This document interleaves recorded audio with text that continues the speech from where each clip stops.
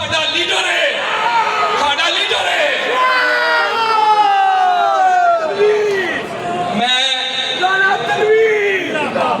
मैं गुजारिश करांगा अपने सारे साथियों नूं पंडाल जड़ा है मोहब्बत करने वाले का पंडाल है।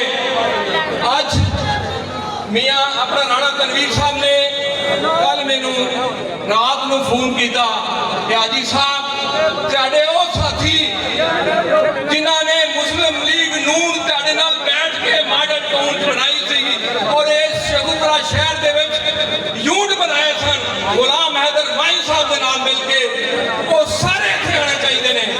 और मैं राणा साहब आज तुहानूं दसना चाहना वा कि शाहजहान लोधी साहब, खलील गादी साहब, कमलदार साहब, काशिफ आरफ साहब, गोली खान